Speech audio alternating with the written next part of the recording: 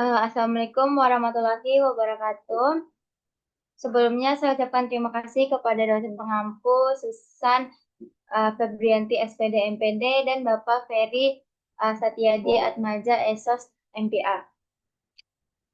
Kali ini saya ingin mempresentasikan hasil wawancara yang bertema analisis praktisi MSDM internasional.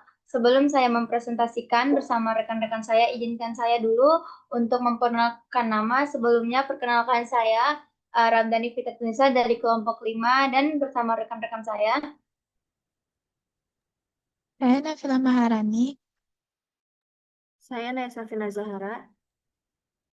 Oke, karena rekan-rekan saya sudah memperkenalkan nama, langsung saja kita next slide.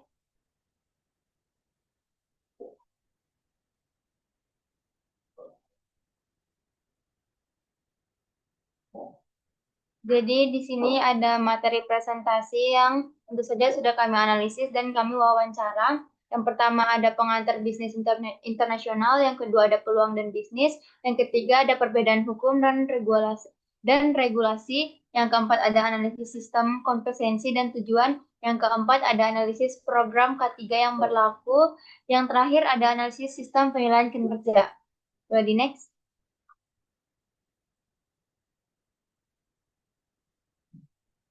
Baik, selanjutnya akan dijelaskan oleh rekan saya. Oke, yang pertama ada analisis kebutuhan SDM berdasarkan perencanaan SDM. Pertanyaan pertama yaitu, ketika ada proyek baru atau perubahan besar, bagaimana Anda tahu apakah kita harus merekrut orang baru atau melatih staf yang ada?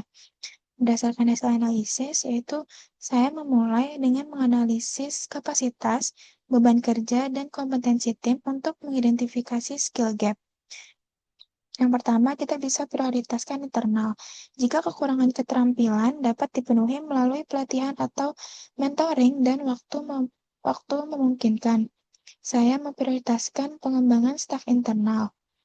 Ini lebih efektif biaya, memotivasi, dan meningkatkan loyalitas karyawan. Yang kedua, yaitu bisa merekrut dari eksternal. Jika kebutuhannya mendesak atau memerlukan keahlian teknis yang khusus yang tidak dapat dipenuhi dengan cepat, rekrutmen baru adalah pilihan terbaik. Ini memastikan kinerja dan target perusahaan itu tetap terpenuhi. Jadi kombinasi antara pengembangan internal dan rekrutmen eksternal itu penting untuk menjaga struktur SDM yang seimbang dan fleksibel. Pertanyaan yang kedua yaitu apa yang Anda lakukan jika analisis menunjukkan kita kekurangan staf dan langkah apa yang cepat untuk dilakukan. Yang menurut hasil analisis yaitu segera setelah kebutuhan rekrutmen dari luar jelas, saya mengajukan permintaan instan ke HR dengan detail kompetensi, pengalaman, dan kualifikasi yang jelas. Ini mempercepat alur administrasi dan memastikan kebutuhan tim ditangani secepatnya. Selain itu, proses penyaringan dipercepat dengan memanfaatkan talent pool perusahaan. Dengan menggunakan kandidat yang sudah lolos seleksi dasar dari pool tersebut, itu memangkas waktu rekrutmen secara signifikan dan meningkatkan efisiensi tanpa mengorbankan kualitas. Ready next?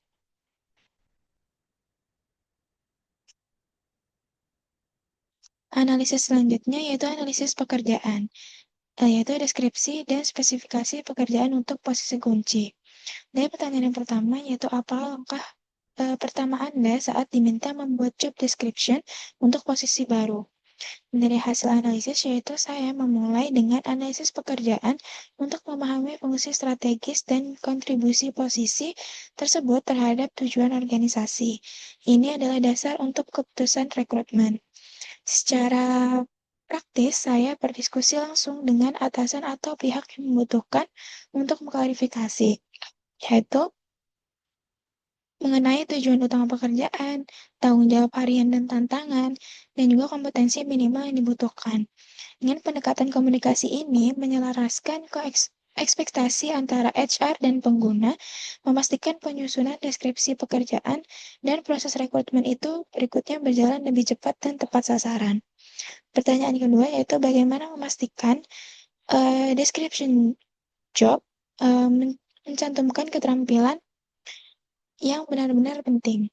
Selama analisis, saya secara sistematis memilah kompetensi ini, yaitu keterampilan, pengetahuan, dan perilaku yang mutlak memengaruhi hasil kerja dan kinerja yang diharapkan.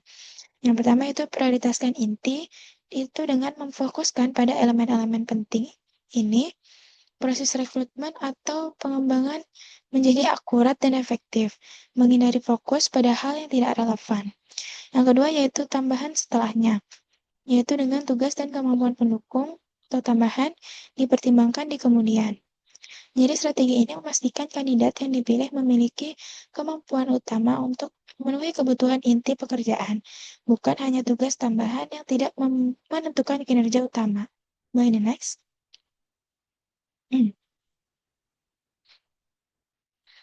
Yang selanjutnya ada analisis praktik rekrutmen, seleksi, dan orientasi yang ada. Dari pertanyaan yang pertama, yaitu sumber rekrutmen paling efektif saat ini dan apa alasannya. Menurut hasil analisis yaitu yang paling efektif yaitu LinkedIn adalah platform terbaik yang untuk rekrutmen karena jangkauan kandidatnya itu yang luas dan beragam dari berbagai industri. LinkedIn ini memiliki keunggulan yaitu pertama penilaian awal yang akurat. Profil ini lengkap yaitu berisi pengalaman, portofolio, dan sertifikasi. Itu memudahkan penilaian awal yang lebih tepat.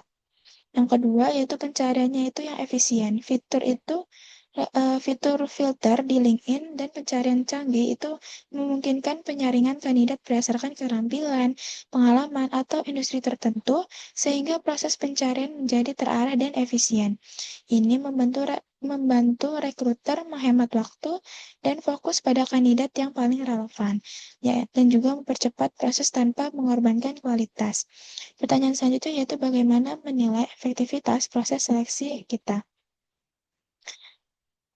Yaitu dengan selama masa probation, saya melakukan pengawasan ketat untuk menilai apakah kemampuan yang ditunjukkan saat wawancara itu terbukti efektif di lapangan. Fokus evaluasinya itu bisa dengan penyelesaian tugas inti dan kecepatan memahami alur kerja dan beradaptasi dengan budaya tim, dan juga kemampuan bekerja sama dan menunjukkan inisiatif. Periode ini memastikan keputusan rekrutmen tepat dan efektif. Hasil evaluasi juga menjadi masukan untuk perbaikan proses rekrutmen di masa mendatang. Boleh di next?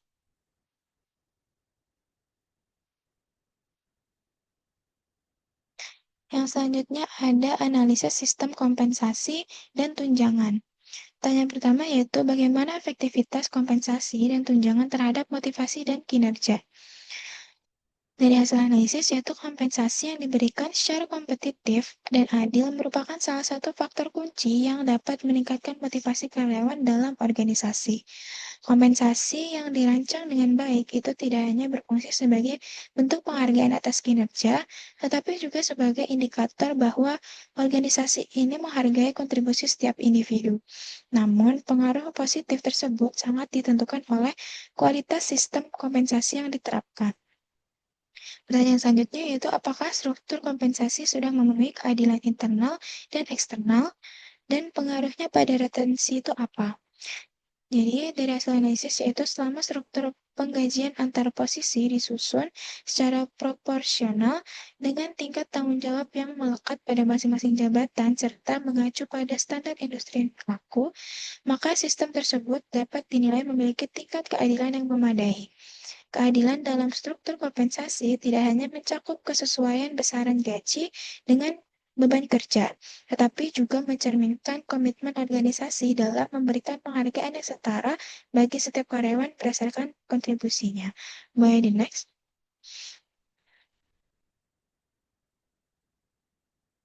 Yang selanjutnya yaitu analisis program K3 yang berlaku. Pertanyaan pertama yaitu apakah program K3 ini berjalan efektif? Yaitu dari hasil analisis, evaluasi terhadap efektivitas suatu program keselamatan kerja dapat dilakukan melalui pengamatan terhadap frekuensi insiden serta tingkat kepatuhan karyawan terhadap prosedur operasional standar atau SOP. Apabila tingkat kecelakaan kerja berada pada angka yang rendah dan karyawan menunjukkan konsistensi dalam mematuhi seluruh SOP yang telah ditetapkan, maka hal tersebut mengindikasikan bahwa program keselamatan yang diterapkan berjalan dengan baik. Pertanyaan selanjutnya yaitu bagaimana tingkat kepatuhan karyawan terhadap prosedur K3? Tingkat kepatuhan karyawan terhadap ketentuan yang berlaku dapat dikategorikan cukup baik. Hal ini terutama tercermin dari kedisiplinan mereka dalam mengikuti dan menerapkan standar operasional prosedur atau SOP pada setiap aktivitas kerja. Kedisiplinan tersebut menunjukkan bahwa karyawan memiliki pemahaman yang memadai mengenai pentingnya prosedur kerja yang telah ditetapkan, baik dalam menjaga keselamatan, memastikan kualitas hasil kerja, maupun mendukung kelancaran operasional organisasi. Baik, selanjutnya akan dijelaskan oleh rekan saya. Ya, selanjutnya di sini ada analisis sistem penilaian kinerja. Pertanyaan yang pertama yaitu apakah penilaian kinerja objektif dan transparan? Perusahaan ini telah menerapkan indikator kinerja yang bersifat terukur sebagai dasar dalam proses evaluasi, sehingga penilaian terhadap setiap karyawan dapat dilakukan secara sistematis dan juga berbasis pada data yang objektif. Selain itu, seluruh karyawan memperoleh penjelasan yang komprehensif mengenai hasil evaluasi serta dasar pertimbangan yang digunakan dalam proses tersebut. Mekanisme ini tidak hanya memastikan bahwa setiap individu memahami aspek yang dinilai, tetapi juga memperkuat akuntabilitas dalam sistem evaluasi kerja. Selanjutnya, di sini ada pertanyaan kedua, sejauh mana penilaian kinerja meningkatkan produktivitas dan pengembangan? Ini memerlukan peningkatan serta kompetensi yang perlu dikembangkan oleh karyawan. Melalui evaluasi yang dilakukan secara sistematis, organisasi dapat memperoleh gambaran yang jelas mengenai kekuatan maupun kelemahan individu dalam melaksanakan tugasnya. Informasi tersebut kemudian menjadi dasar bagi perencanaan pengembangan potensi, baik melalui pelatihan, pendampingan, maupun program peningkatan kapasitas lainnya. Selanjutnya di sini ada analisis program pelatihan dan pengembangan.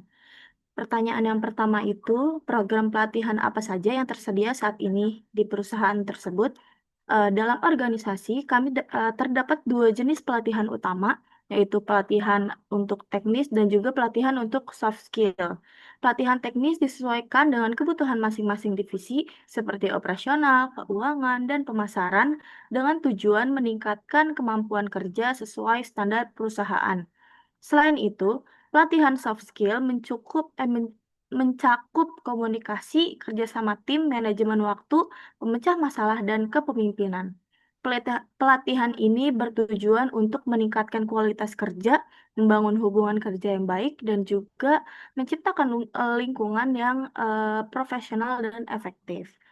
Pertanyaan yang keduanya, apa metode evaluasi efektivitas pelatihan? Nah, untuk menilai efektivitas pelatihan ini, perusahaan melakukan evaluasi pasca pelatihan melalui kuesioner atau refleksi guna mengetahui pemahaman peserta dan relevansi materi. Nah, selain itu dilakukan juga tes atau tugas sederhana untuk mengukur penguasaan materi. Perusahaan juga memantau perubahan kinerja karyawan setelah pelatihan, seperti peningkatan produktivitas dan kualitas kerja, guna memastikan pelatihan memberikan dampak nyata bagi karyawan dan organisasi. Selanjutnya di sini ada analisis isu kesetaraan dan keberagaman atau IIO. Pertanyaan yang pertama itu, apakah perusahaan mempunyai program keberagaman? Nah, perusahaan menerapkan kebijakan anti diskriminasi yang berlaku di seluruh proses ketenagakerjaan untuk memastikan perlakuan yang adil dan juga lingkungan kerja yang aman serta saling menghargai. Selain itu, perusahaan menjunjung prinsip kesempatan kerja yang setara, sehingga setiap karyawan memiliki peluang yang sama untuk berkembang dan berkarir dalam budaya kerja yang inklusif dan juga kolaboratif. Pertanyaan yang keduanya, bagaimana menangani keluhan diskriminasi? Perusahaan menerapkan SOP internasional sebagai pedoman utama untuk menjaga kualitas, profesionalisme, dan juga efisiensi kerja. Namun, pelaksanaannya disesuaikan dengan budaya kerja Indonesia yang komunikatif dan juga kolektif, sehingga standar global tetap dapat diterapkan tanpa mengabaikan nilai-nilai lokal dan juga keharmonisan kerja. Selanjutnya di sini ada analisis praktik MSDM internasional. Yang pertama itu, apakah perusahaan mengacu pada standar HR internasional? Perusahaan menerapkan penilaian kinerja berbasis kompetensi yang mengacu pada standar internasional untuk menilai kemampuan, perilaku kerja, dan juga kompetensi inti karyawan secara adil dan juga terukur. Selain itu, perusahaan menggunakan KPI yang terstandarisasi agar penilaian kinerja konsisten, objektif, dan juga dapat dipertanggungjawabkan di seluruh divisi.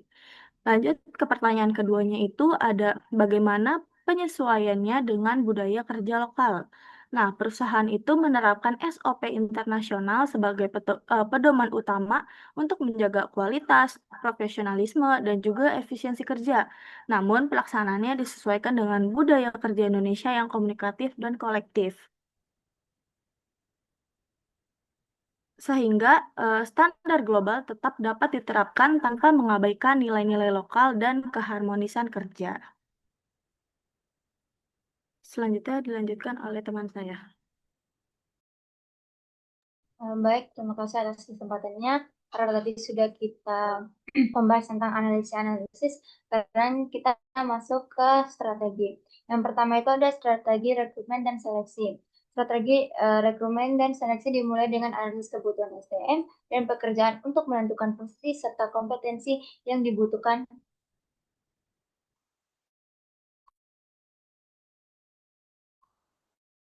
portal, link di kampus atau headquarter dengan dukungan teknologi dan penguatan employee-led branding. Pada tahap seleksi dilakukan penyaringan administrasi, wawancara, dan pengecekan latar belakang untuk menilai kompetensi dan kesesuaian kandidat. Next.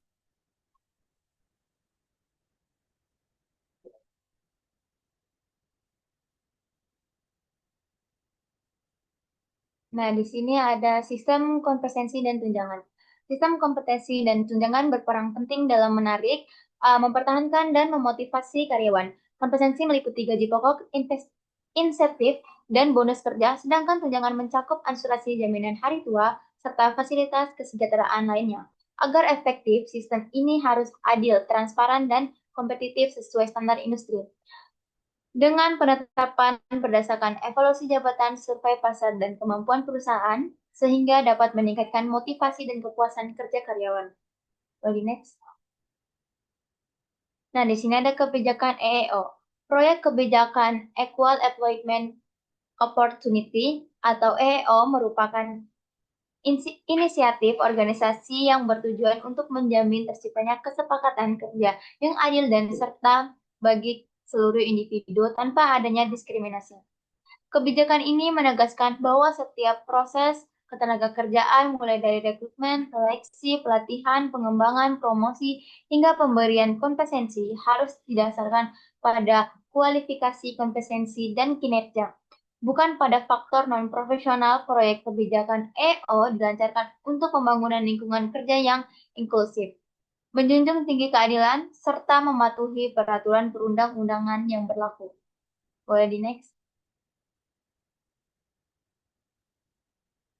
Jadi di sini ada proyek K3, strategi untuk mengoptimalkan program keselamatan dan kesehatan kerja atau K3 akan berfokus pada transisi dalam kepatuhan pasif menjadi budaya K3 yang proaktif dan terintegratif. Meskipun tingkat kepatuhan terhadap SOP sudah cukup baik dan insiden rendah, strategi ini melibatkan formalisasi metrik proaktif seperti penetapan target untuk frekuensi laporan near miss atau nyaris celaka dan peningkatan frekuensi inspeksi K3 internal dan supervisor. Selain itu, program pelatihan dan pengembangan akan diperkuat dengan menambahkan modul wajib kepemimpinan keselamatan bagi manajer dan sesi pelatihan teknis ketiga spesifik yang dievaluasi secara ketat. Tujuannya adalah memastikan setiap karyawan, terutama di posisi manajerial, menjadi duta keselamatan yang aktif, sehingga memperkuat pencegahan resiko dan menjamin keberlanjutan lingkungan kerja yang aman dan produktif. Boleh di next. Selanjutnya ada sistem penilaian kerja. Strategi untuk memperkuat sistem penilaian kerja harus berpusat pada pemanfaatan penuh objektivitas dan transparansi yang sudah ada guna mendorong peningkatan produktivitas dan pengembangan kompetensi. Fokus utama selanjutnya adalah memastikan bahwa hasil evaluasi secara efektif mengidentifikasi kesenjangan kompetensi spesifik yang membutuhkan intervensi pelatihan, baik teknis maupun soft skills. Oleh karena itu, proses komunikasi hasil penilaian harus tetap komprehensif, memberikan feedback konstruktif yang secara langsung mengarahkan karyawan pada jalur pengembangan yang tepat. Contohnya seperti coaching atau pelatihan spesialisasi. Lalu pendekatan ini memastikan bahwa penilaian kinerja berfungsi optimal sebagai instrumen strategi untuk meningkatkan kualitas individu dan organisasi secara keseluruhan, sekaligus menjaga keadilan internal dan eksternal dalam pemberian kompensasi dan peluang karir. Boleh di next.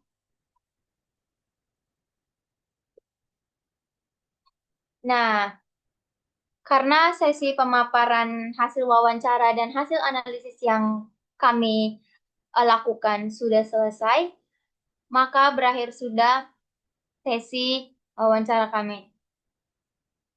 Lebih dan kurangnya kami mohon maaf. Kami dari kelompok 5 pamit undur diri. Wassalamualaikum warahmatullahi wabarakatuh.